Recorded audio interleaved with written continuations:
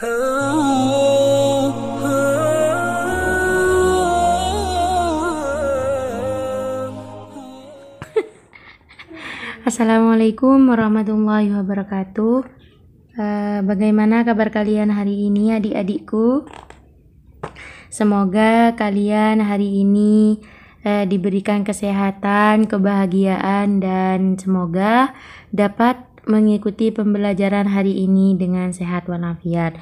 Sebelum kita memulai pembelajaran kali ini, marilah kita membaca basmalah secara bersama-sama terlebih dahulu. Bismillahirrahmanirrahim.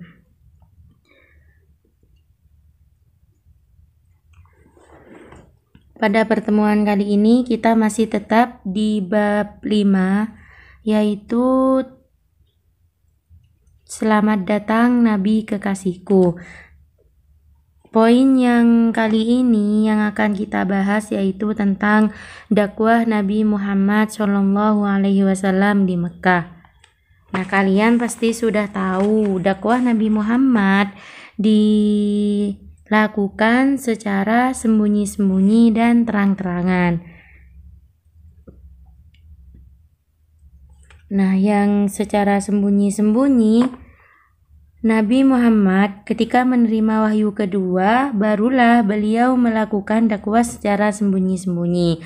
Nah, pada awalnya itu Nabi Muhammad hanya mengajak orang-orang terdekatnya saja. Tempat yang dipilih oleh Nabi untuk berdakwah secara sembunyi-sembunyi adalah rumah Al-Arqam bin Abil Arqam Al-Ahzumi. Orang yang pertama kali masuk Islam,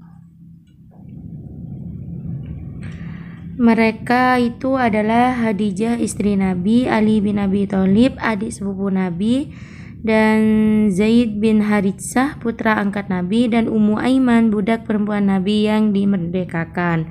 Nah, berkat bantuan Khadijah dan Abu Bakar semakin hari bertambah banyak orang yang menerima seruan Nabi dan menyatakan masuk Islam, baik dari kalangan kaum laki-laki maupun kaum wanita. Setelah beliau melakukan dakwah secara sembunyi-sembunyi, barulah Nabi Muhammad SAW melakukan dakwah secara terang-terangan.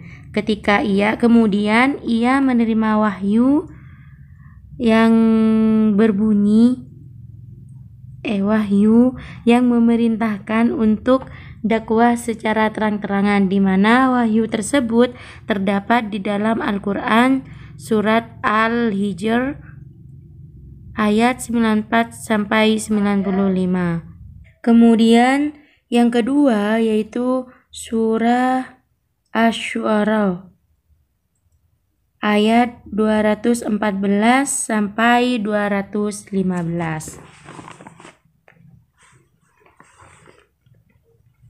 Setelah menerima wahyu tersebut, kemudian Nabi mengundang keluarga dan kerabat di rumah beliau dan menyeru kepada mereka untuk menyembah Allah. Pada saat itu Abu Lahab, paman beliau, marah dan mengajak orang-orang yang hadir untuk pergi dari tempat tersebut. Kemudian karena tidak membuahkan hasil, Nabi Muhammad mengundang lagi di Bukit Safa dan Nabi menyeru lagi untuk menyembah Allah Subhanahu wa taala.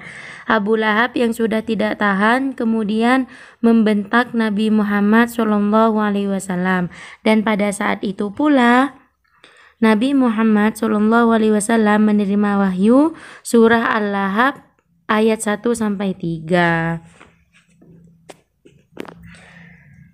Sejak saat itu tekanan dari kaum Quraisy makin terasa, dari yang paling halus sampai yang paling kejam.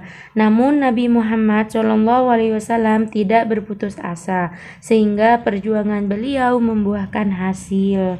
Banyak cara yang dilakukan kaum kafir Quraisy untuk menghambat dakwah Nabi.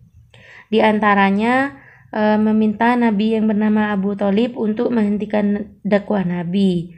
Kemudian Nabi pun menjawab, Demi Allah, meskipun seluruh anggota keluarga mengucilkanku, aku akan terus berdakwah menyebarkan agama Islam.